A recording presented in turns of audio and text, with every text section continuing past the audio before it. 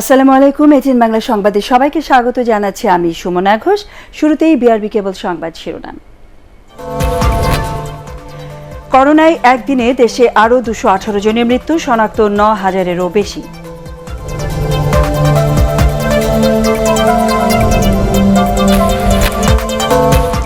দু একদিনের মধ্যে অ্যাস্ট্রাজেনেকার দ্বিতীয় ডোজের বাকি থাকা টিকা দেয়া শুরু হবে, জানালেন স্বাস্থ্যমন্ত্রী।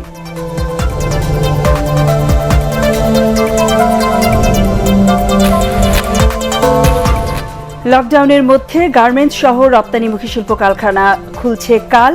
সীমাহীন দুর্ভোগ নিয়ে রাজধানীতে আসছে শ্রমিকরা।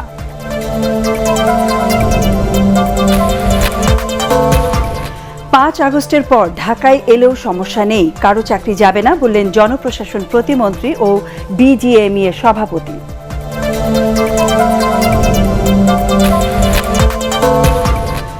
এবং সাইবার নেটওয়ার্কের মাধ্যমে নিজের প্রচারণা চালাতেন হেলেনা জাহাঙ্গীর, বলছে র্যাব।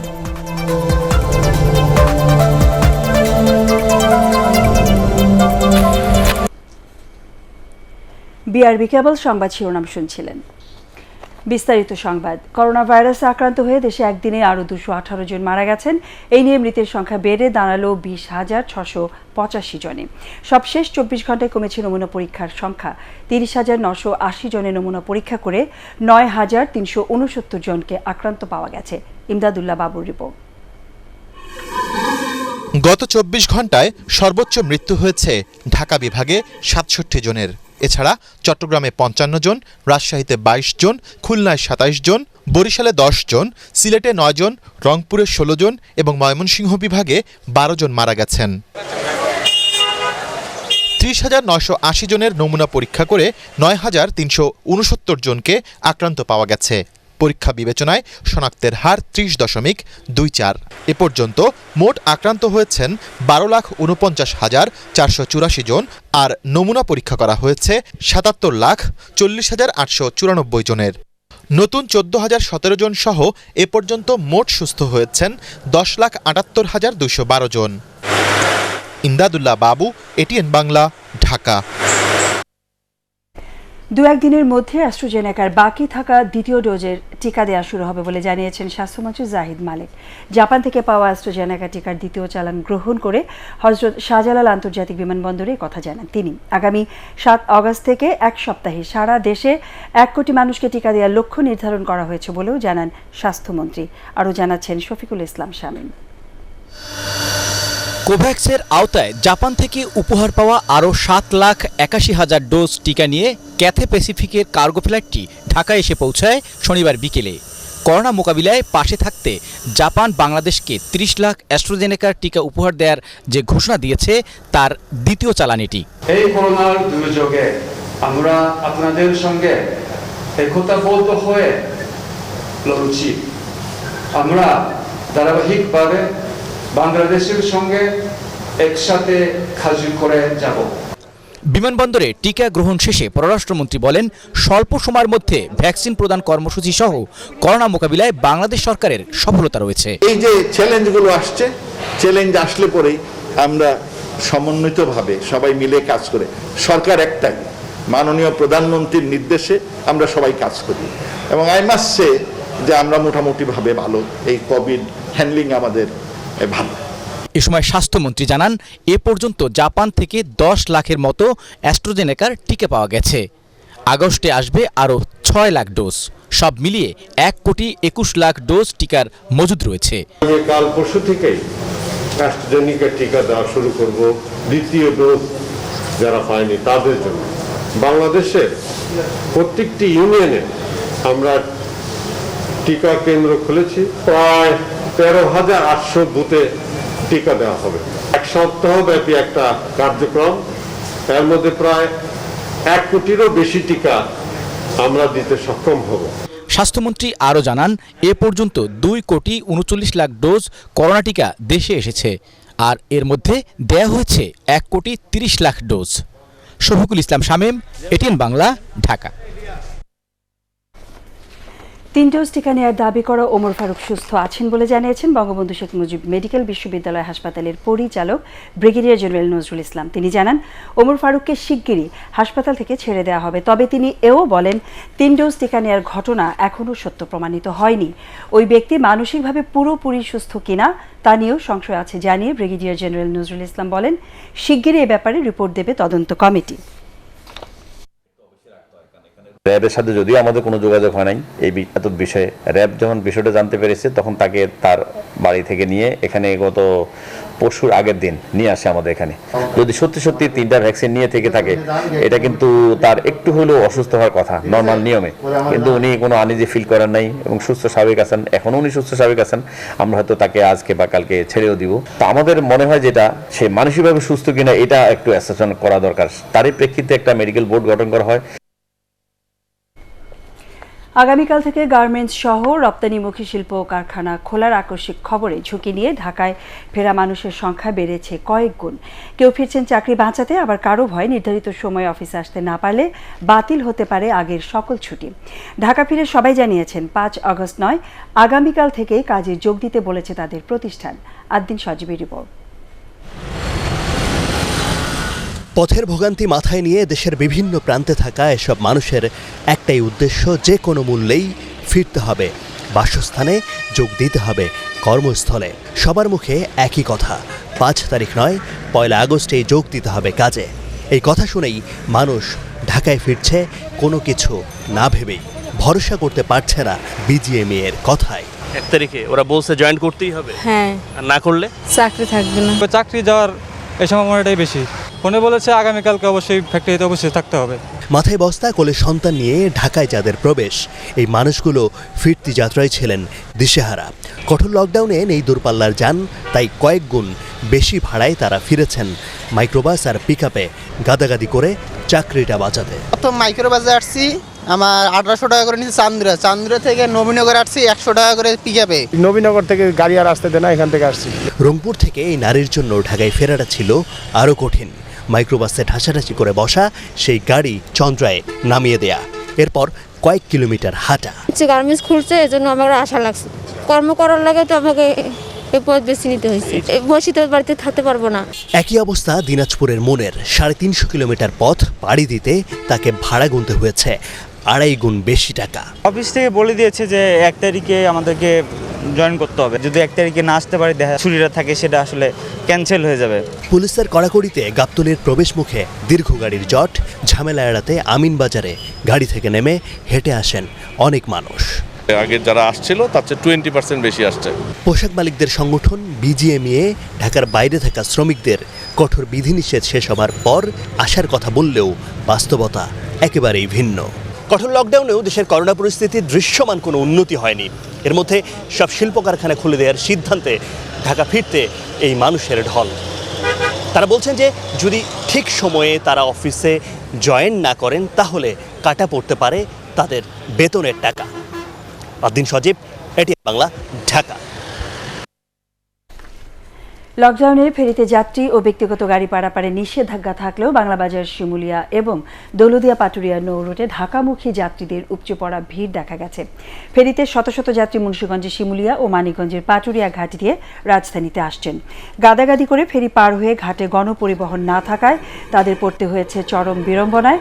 যাত্রীদের কাছ থেকে অটোরিকশা, মোটরসাইকেল এবং ট্রাক চালকরা ভাড়া আদায় করছেন কয়েক গুণ বেশি।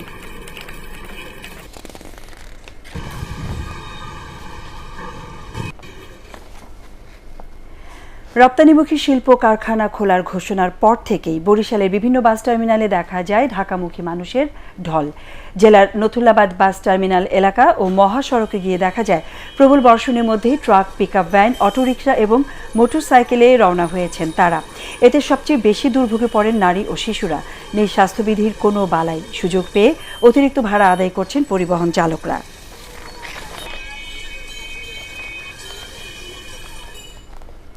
আগামী 5 আগস্টের পর কাজে যোগ দিলে শ্রমিকদের বিরুদ্ধে মালিকরা কোনো শাস্তিমূলক ব্যবস্থা নিতে পারবেন না বলে জানিয়েছেন জনপ্রশাসন প্রতিমন্ত্রী ফরহাদ হোসেন। এদিকে তৈরি পোশাক শিল্প মালিকদের সংগঠন বিজিএমইএ সভাপতি ফারুক হাসান বলেছেন, আগামীকাল থেকে কারখানা খুললেও লকডাউনের মধ্যে ঝুঁকি নিয়ে বাইরে থাকা কর্মীদের রাজধানীতে আসতে মানা করা হয়েছে। নিয়াজ জামান সজীবের রিপোর্ট। লকডাউনের মধ্যে রোববার খুলছে দেশের গার্মেন্টস ও শিল্প কলকারখানা। তাই করোনাকালের মন্দায় চাকরি বাঁচাতে মরিয়া হয়ে কর্মস্থলের পথে রওনা হয়েছেন কর্মীরা। যে যেভাবে পারছেন সেভাবেই আসছেন রাজধানীতে। তবে লকডাউন কালে চাকরি হারানোর কোনো শঙ্কা না করতে শ্রমিকদের প্রতি আহ্বান জানিয়েছেন জনপ্রশাসন প্রতিমন্ত্রী। যারা শুধুমাত্র ঢাকায় আছে তাদেরকে নিয়ে এই কর্মকাণ্ড শুরু করবে, কেউ চাকরি হারাবে না। 5 তারিখের পরে পর্যায়ক্রমে তারা তাদেরকে নিয়ে আসবে, পর্যায়ক্রমে, একবারে না। কাউকে আতঙ্কিত হওয়ার তো কোনো প্রয়োজন নাই এবং তারা প্রতিশ্রুতিবদ্ধ, কেউ এখানে ছাঁটাই হবে না। সরকারের এমন অবস্থানের সাথে একমত পোষণ করেছেন তৈরি পোশাক শিল্প মালিকদের সংগঠন বিজিএমএ সভাপতি ফারুক হাসানও। তিনি জানান, কোনো গার্মেন্টস মালিক এই দুঃসময়ে শ্রমিকদের বিরুদ্ধে ব্যবস্থা নিলে তাকেও শাস্তি পেতে হবে। যে সমস্ত শ্রমিক দেশে গেছে তারা যদি 5 তারিখে যেই দিন পাবলিক ট্রান্সপোর্ট খোলা হবে সেই দিনের আগে আসতে না পারলে তাদের কারো চাকরি যাবে না এবং তারা যেই দিনই আসবে পাবলিক ট্রান্সপোর্ট খোলার পরে সেদিন তারা এসে জয়েন করতে পারবে। 5 তারিখের পরে এসে দেখে চাকরি গেছে, এই নামটা বিজিএমইতে পাঠাতে, সেটা আমরা সঙ্গে সঙ্গে সেটা সমাধান করে দেব। সরকার ও মালিক পক্ষের এই বক্তব্যে শ্রমিকদের চাকরিচ্যুতির আশঙ্কা কমে যাবে বলেও মনে করছেন সংশ্লিষ্টরা। নিয়াজ জামান সজীব, এটিএন বাংলা, ঢাকা। দর্শক, এই মুহূর্তে রাজধানীর চকবাজারে আছেন আমাদের সহকর্মী কামরুজ্জামান রাজীব। আমরা তার কাছে একটু সরাসরি জেনে নেব। কামরুজ্জামান রাজীব, এই মুহূর্তে লকডাউনের সার্বিক পরিস্থিতি ঠিক কি দেখছেন, কেমন দেখছেন আপনি? হ্যাঁ সুমন, আপনি যেমনটি বলছিলেন, আমি এখন ঐতিহ্যবাহী চকবাজার এলাকায় আছি। যে এই এলাকাটা সবসময় জমজমাট থাকে, তবে লকডাউনে কিন্তু অনেকটাই শুনশান এরিয়া। তবে আমরা একটি জিনিস দেখাতে চাই যে এখানে কিন্তু 5টার পর থেকে চেকপোস্ট আছে, কিন্তু আইন শৃঙ্খলা রক্ষাকারী বাহিনীর কোনো তৎপরতা আমরা দেখতে পাইনি। এছাড়াও আমরা দেখতে পেরেছি যে বিকাল থেকে আমরা এখানে ছিলাম, মানুষেরও অবাধ চলাচল। আসলে মানুষের সাথে আমরা কথাও বলেছি যে এখানকার মানুষের মধ্যে সেরকম আমরা স্বাস্থ্যবিধি মানার যে সচেতনতা, মানার মতো নিজ থেকে যে সচেতনতা, তা আমরা দেখতে পাইনি। এখানে একটা অবাধ চলাচল আমরা দেখাতে চাই যে দুটি চেকপোস্ট আছে, কিন্তু এখানে কিন্তু পুলিশেরও তৎপরতা তেমন একটা আমাদের চোখে পড়েনি সন্ধ্যার পরে। এই হলো এই চকবাজারের যেই অলিগলির অবস্থা। আর আমরা মূল সড়কগুলো দিয়ে এসেছি। আসলে বিকাল পর্যন্ত যেই তৎপরতা থাকে আইন শৃঙ্খলা রক্ষাকারী বাহিনীর, সন্ধ্যার 5টার পর থেকে কিন্তু অধিকাংশ চেকপোস্টেই আমরা দেখেছি তেমন কোনো তৎপরতা নেই। আর মূল সড়কগুলোতেও রিকশার যে রাজত্ব আমরা দেখেছি। এছাড়া সিএনজি চালিত অটোরিকশা, আর অলিগলিতে যে ব্যাটারি চালিত অটোরিকশা, তারপরে আপনার বিভিন্ন যে রাইড শেয়ারিং মোটর বাইকের প্রাধান্য দেখেছি। আর মানুষের যে অবাধ চলাচল, আসলে সবার মধ্যেই সে ধরনের তেমন একটা সচেতনতা আমরা দেখতে পাইনি। মূলত আসলে যতটা বাড়ছে করোনার সংক্রমণ, সে অনুযায়ী মানুষ ততটা সচেতন নয় এবং যতই দিন গড়াচ্ছে আসলে লকডাউনের শিথিলতাও ততটাই বাড়ছে।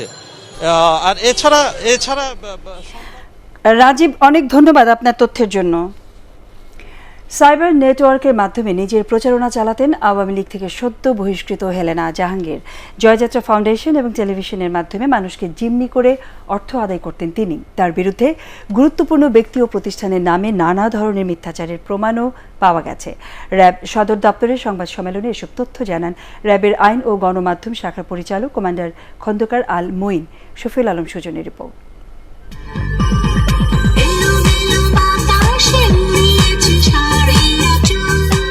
শিল্পী, অভিনেত্রী ও ব্যবসায়ী নানা পরিচয়ে নিজেকে উপস্থাপন করাই ছিল হেলেনার প্রতারণার মূল কৌশল। মাত্র কয়েক বছরের মধ্যেই রাজনীতিতেও পদ পদবি ভাঙিয়ে নেন বহুরূপী এই নারী। দেশ বিদেশে নিজের পরিচয় তুলে ধরতে গড়ে তোলেন বিশাল সাইবার টিম।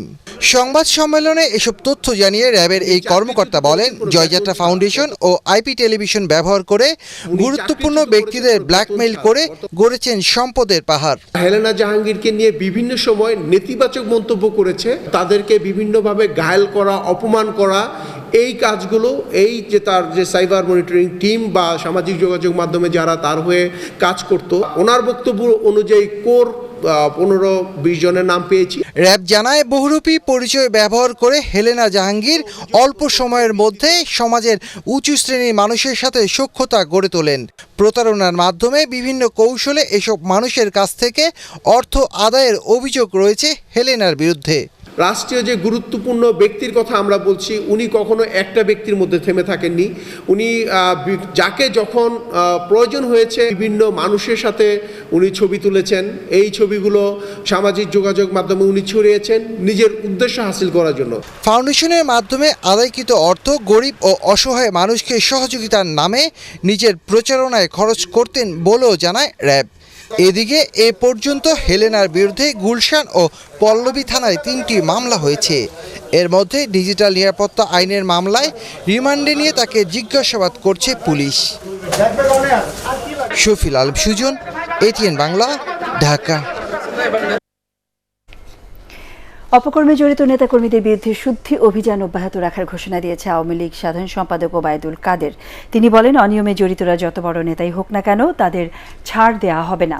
রাজধানীর বঙ্গবন্ধু অ্যাভিনিউয়ে দলীয় কার্যালয়ে আওয়ামী লীগের ত্রাণ উপকমিটির অনুষ্ঠানে ভার্চুয়ালি যুক্ত হয়ে তিনি এসব কথা বলেন। এ সময় রাজধানী থেকে ডেঙ্গুর প্রকোপ কমাতে ঢাকার 2 মেয়রকে আরও বেশি তৎপর হওয়ারও আহ্বান জানান ওবায়দুল কাদের।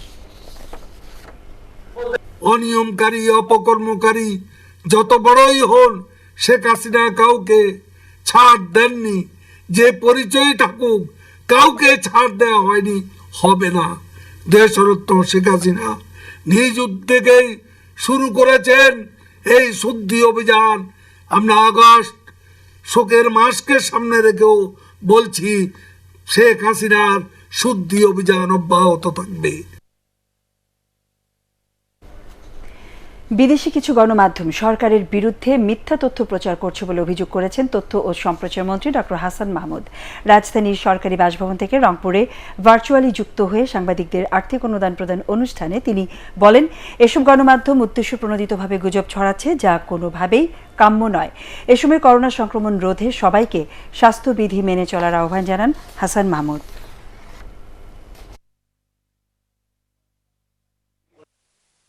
বিদেশের কিছু নামকরা গণমাধ্যমকেও আমরা দেখতে পাই যে উদ্দেশ্য প্রণোদিতভাবে ক্রমাগতভাবে আমাদের সরকারের বিরুদ্ধে, দেশের বিরুদ্ধে তারা নানা ধরনের অসত্য প্রতিবেদন প্রকাশ করে। এবং দেখা যায় তাদের কিছু প্রোগ্রাম আছে, যেমন ফোন ইন প্রোগ্রাম, সেখানে দেখা যায় যে এমন এমন ব্যক্তির মাধ্যমে ফোনটা আনে যাতে সরকারের বিরুদ্ধে বলে, সেভাবে আগে থেকে প্ল্যান্টেড করা হয়। নির্মাণাধীন ভবনে এডিস মশার লার্ভা পাওয়া গেলে জেল ও জরিমানার পরিমাণ আরও বাড়ানো হবে বলে জানিয়েছেন ঢাকা উত্তর সিটি কর্পোরেশনের মেয়র আতিকুল ইসলাম। এডিস মশা নিয়ন্ত্রণে নিজ বাড়ি করি পরিষ্কার স্লোগান দিয়ে প্রথমে নিজের ভেরিফাইড ফেসবুক পেজে জমে থাকা স্বচ্ছ পানি পরিষ্কার করেন তিনি। পরে নগরবাসীকে পরিষ্কার পরিচ্ছন্ন কার্যক্রমকে সামাজিক আন্দোলন হিসেবে নেওয়ার আহ্বান জানান আতিকুল ইসলাম। 65% এডিস মশার যে জন্ম হচ্ছে, এটি হচ্ছে কনস্ট্রাকশন। যাদের বাসা বাড়িতে কনস্ট্রাকশন হচ্ছে, সেই কনস্ট্রাকশনগুলোতে কিন্তু এই কাজগুলো হচ্ছে। আমরা যদি লার্ভা অবস্থায় এটাকে শেষ করে ফেলতে পারি, তাহলে এটি কিন্তু মশার রূপে আর ধারণ করতে পারবে না। এই জন্য এটিকে নির্মূল করার জন্য এটি যে লার্ভা অবস্থায় থাকবে, সেইটাকে আমাদেরকে আগে প্রথমে দেখতে হবে, লার্ভা অবস্থায় শেষ করতে পারবে।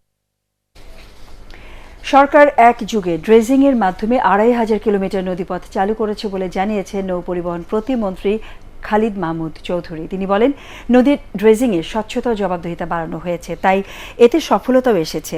টেকসই নদী খনন নিয়ে ঢাকা চেম্বারের ভার্চুয়াল সেমিনারে এসব কথা বলেন নৌ প্রতিমন্ত্রী। 2500-এর উপরে আমরা নতুন রুট এবং পুরাতন রুটগুলো আবার নতুন ভাবে চালু করেছি, এখানে করেছে। ব্যবসায়ীদের জন্য বিরাট একটা বিড়ম্বনার কারণ হয়ে গিয়েছিল।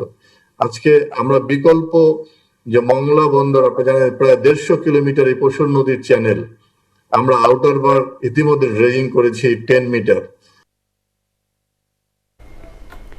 কালো টাকা বিনিয়োগ ও ফ্ল্যাট রেজিস্ট্রেশন ব্যয় কমায় করোনা মহামারীতেও মন্দা কাটিয়ে ঘুরে দাঁড়াচ্ছে দেশের আবাসন খাত। 1 বছরে 20 ভাগ বেশি ফ্ল্যাট বিক্রি হয়েছে বলে জানিয়েছেন রিহ্যাব নেতারা। তবে নির্মাণ সামগ্রী ও শ্রমিকের মজুরি বাড়ায় নতুন ফ্ল্যাট তৈরি চ্যালেঞ্জের মুখে। শারফুল আলমের রিপোর্ট। করোনাকালের 2 বছরের বাজেটেই বিশেষ সহায়তা দেওয়া হয়েছে দেশের আবাসন খাতকে। ফ্ল্যাটের নিবন্ধন ব্যয় 14 থেকে কমিয়ে 10.5 ভাগ নির্ধারণ, স্ট্যাম্প ফি কমানো, সিঙ্গেল ডিজিটে ব্যাংক ঋণের সুদ হার, কালো টাকা বিনিয়োগের সুযোগে তাই এখন চাঙা আবাসন খাত। রিহ্যাবের তথ্য মতে 10 মাসে 5.5 কোটি টাকারও বেশি বিনিয়োগ হয়েছে এ খাতে। আসছে নতুন নতুন প্রকল্পও। করোনার এই 1.5 বছরে রেডি ফ্ল্যাট যেগুলো আমার মেম্বারদের কাছে ছিল, যেহেতু রেডি ফ্ল্যাটের অনেক চাহিদা ছিল, সেই কারণে কিন্তু রেডি ফ্ল্যাট কিন্তু আমার কোনো মেম্বারদের কাছে এখন আর নাই। অপ্রদর্শিত আয়, বিনা প্রশ্নে আমাদের সেক্টরে ব্যবহারের সুযোগ, রেজিস্ট্রেশন কস্ট কমানোর উদ্যোগ, এসবের কারণে কিন্তু রিয়েল এস্টেট সেক্টরে কিন্তু বেচাকিনি ভালোই আছে। 20,000 কোটি টাকা যেটা সাদা করা হয়েছিল তারও একটা অংশ এই খাতে এসেছিল। তো সবটা মিলে আমরা রিহেবের হিসাব থেকেও জানতে পারি যে প্রায় 6,000 প্রকল্প চলমান ছিল এবং প্রায় সেখানে 1.5 লক্ষ কোটি টাকার মতো টাকা বিনিয়োগ করা ছিল। গত বছরের তুলনায় প্রথম 4-5 মাসে প্রায় 20% মতো গ্রোথ হয়েছিল। তবে কাঁচামাল আমদানি ও নির্মাণ সামগ্রীতে ব্যয় বাড়ায় চলমান আবাসন খাতের এই সুদ নিয়েও শঙ্কায় আছেন ব্যবসায়ীরা। রিহ্যাবের তথ্য অনুযায়ী বছরে শুধু ঢাকাতেই নির্মাণ হতো 20,000 বাড়ি, এখন খরচ বাড়ায় তার 60 ভাগেরও বেশি কাজ বন্ধ।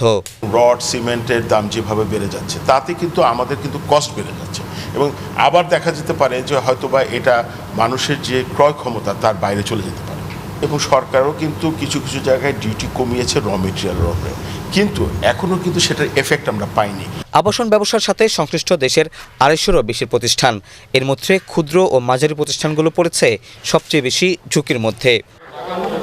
শারফুল আলম, ATN বাংলা, ঢাকা। বন্ডের অপব্যবহার করে শুল্কমুক্ত কাপড় খোলা বাজারে বিক্রির অভিযোগে রাজধানীতে 11 জনকে গ্রেফতার করেছে গোয়েন্দা পুলিশ ডিবি। সংঘবদ্ধ এই চক্রের কাছ থেকে 508 রোল চোরাই পর্দার কাপড় উদ্ধার করা হয়, যার বাজার মূল্য প্রায় 1.27 লাখ টাকা। ডিএমপির মিডিয়া সেন্টারে সংবাদ সম্মেলনে জানানো হয়, বন্ডের অপব্যবহার করে বিপুল পরিমাণ কাপড় অবৈধভাবে খোলা বাজারে বিক্রি করার বস্ত্র খাত হুমকির মুখে পড়ছে। এই ঘটনায় নিউ মার্কেট থানায় বিশেষ ক্ষমতা আইনে মামলা দায়ের করা হয়েছে। বন্ডের যে কাজগুলি আছে, এটা ট্যাক্স ফাঁকির একটা বিষয়। আমরা প্রাথমিক জিজ্ঞাসাবাদে দেখেছি যে এই কাপড়গুলি কিন্তু এইভাবে খোলা বাজারে বিক্রি করার জন্য না, এগুলি আনা হয় গার্মেন্টসের ব্যবহারের জন্য, ফিনিশ প্রোডাক্টগুলি বিদেশে চলে যাবে। প্রাথমিক এক গবেষণায় দেখা গিয়েছে যে এই আওতায় বছরে প্রায় 80,000 কোটি টাকার রাজস্ব ফাঁকি হচ্ছে দেশে। আসামিদের রিমান্ডে এনে এর পিছনে কারা কারা জড়িত আছে সেই কাজগুলি করব, আর এরপরও যেসব সিন্ডিকেটগুলি আছে তাদের বিরুদ্ধে আমরা কঠোরভাবে এই কাজগুলি করব। আগামী 2-1 দিনের মধ্যে চলমান লকডাউনের বিষয়ে পরবর্তী সিদ্ধান্ত জানানো হবে বলে জানিয়েছেন জনপ্রশাসন মন্ত্রণালয়ের সিনিয়র সচিব KM আলী আজম। সাভারে বাংলাদেশ লোক প্রশাসন প্রশিক্ষণ কেন্দ্রে বৃক্ষরোপণ শেষে তিনি এই কথা জানান। করোনাকালীন সময়ে সরকারি কর্মকর্তারা নিষ্ঠার সাথে দায়িত্ব পালন করছেন বলেও মন্তব্য করেন তিনি। নওগাঁয় জেলা প্রশাসন, পুলিশ ও স্বাস্থ্য বিভাগ সংশ্লিষ্টদের সাথে মতবিনিময় করেছেন খাদ্যমন্ত্রী সাধন চন্দ্র মজুমদার। নওগাঁ সার্কিট হাউসে আয়োজিত সভায় জেলার লকডাউন ও করোনা পরিস্থিতি এবং সার্বিক আইন শৃঙ্খলা পরিস্থিতি পর্যালোচনা করা হয়। নওগাঁর জেলা প্রশাসক Harunur Rashid, civil surgeon ABM Abu Hanif, medical কলেজের অধ্যক্ষ ডাক্তার আব্দুল বারী, রাজশাহীর আঞ্চলিক খাদ্য নিয়ন্ত্রক GM ফারুক হোসেন পাটোয়ারি এ সময় উপস্থিত ছিলেন।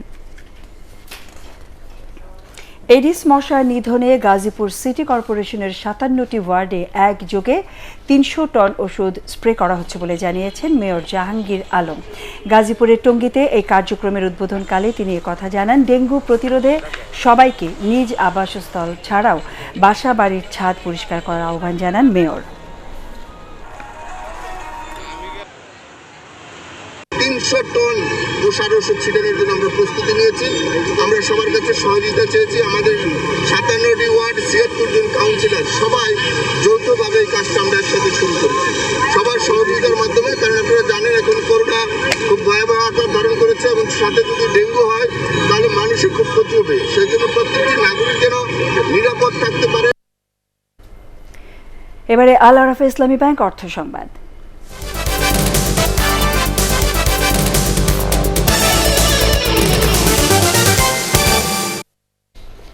পঞ্চগড়ের বাংলাবান্ধা স্থলবন্দরে 12 দিন পর শুরু হয়েছে আমদানি রপ্তানি কার্যক্রম। বাংলাদেশের সাথে ভারত, নেপাল এবং ভুটানের আমদানি রপ্তানি বাণিজ্যের জন্য গুরুত্বপূর্ণ এই স্থলবন্দরটি ঈদুল আজহার কারণে গত 19 থেকে 30 জুলাই পর্যন্ত বন্ধ ছিল। স্থলবন্দরের আমদানি রপ্তানিকারক গ্রুপের সভাপতি আব্দুল লতিফ তারিন জানান, সকাল থেকে বন্দরের স্বাভাবিক কার্যক্রম শুরু হয়। আন্তর্জাতিক সংবাদ।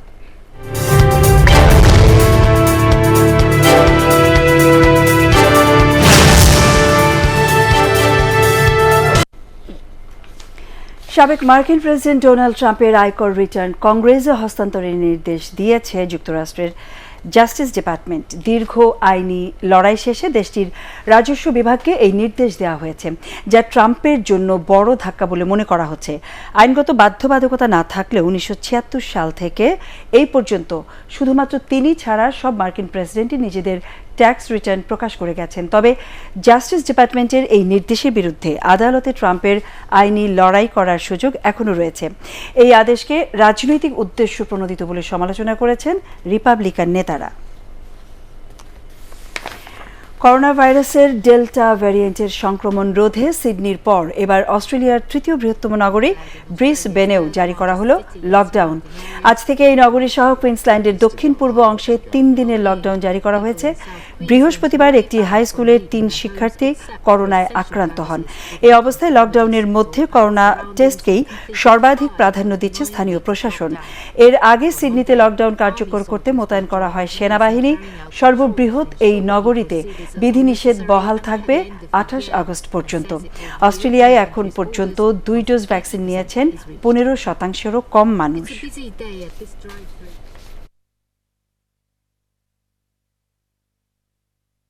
এবারে পার্টেক্স খেলার খবর।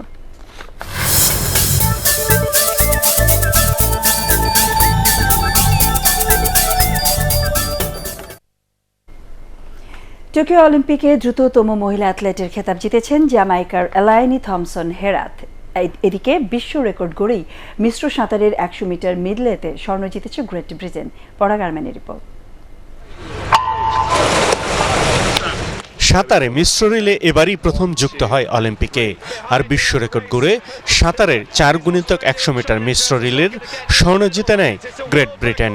গোল্ড মেডেল জিততে Kate Dawson, Adam Peaty, James Guy এবং আন্না হপকিন্সকে নিয়ে গড়া ব্রিটেন সময় নেয় 3 মিনিট 37.58 সেকেন্ড। এই ইভেন্টে চীন রূপা আর ব্রোঞ্জ জিতে সন্তুষ্ট থাকে অস্ট্রেলিয়া। নিজের গড়া রেকর্ড ভেঙেই পুরুষদের 100 মিটার বাটারফ্লাইয়ে স্বর্ণ জিতেছেন যুক্তরাষ্ট্রের কেলেব ড্রেসেল। চলতি অলিম্পিকে এটি তার তৃতীয় স্বর্ণ জয়। নারীদের 800 মিটার ফ্রি স্টাইলে যুক্তরাষ্ট্রের ক্যাথি লেডোস্কি অস্ট্রেলিয়ার টিটমাসকে হারিয়ে সোনার পদক জয় করেন। পুরুষদের টেম্পোলিন জিমন্যাস্টিক্সে স্বর্ণপদক জয় করেন বেলারুশের ইভান লিটোভিনোভিচ। তিনি স্কোর করেন 61.715। স্বর্ণ জয়ের পথে ইভান পেছনে ফেলেন চীনের ডংডং এবং নিউজিল্যান্ডের ডিলানকে। নারী শুটিংয়ে 50 মিটার 3 পজিশনে অলিম্পিক রেকর্ড গড়ে স্বর্ণপদক জয় করেন সুইজারল্যান্ডের নিনা ক্রিস্টেইন। তিনি 463.9 স্কোর করে রিও অলিম্পিকে জার্মানির বারবারের রেকর্ড ভাঙেন। এই ইভেন্টে রিফিউজি দলের হয়ে রাশিয়ার ইউলিয়া জেকোভা রূপা এবং ইউলিয়া কারিমোভা ব্রোঞ্জ জেতেন। পরাগারমান, এটিএন বাংলা। সংবাদ শেষ করব তার আগে বিআরবি কেবল সংবাদ শিরোনাম আরও একবার। করোনায় একদিনে দেশে আরও 218 জনের মৃত্যু, শনাক্ত 9,000-এরও বেশি।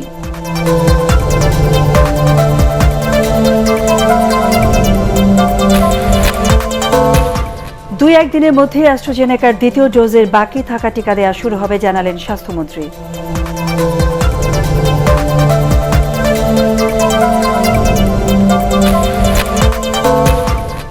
লকডাউনের মধ্যে গার্মেন্টস সহ রপ্তানিমুখী শিল্প কারখানা খুলছে কাল। সীমাহীন দুর্ভোগ নিয়ে রাজধানীতে আসছে শ্রমিকরা।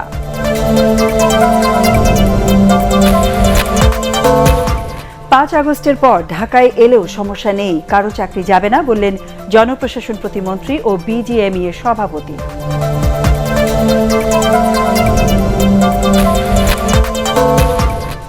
এবং সাইবার নেটওয়ার্কের মাধ্যমে নিজের প্রচারণা চালাতেন হেলেনা জাহাঙ্গীর, বলছে র্যাব।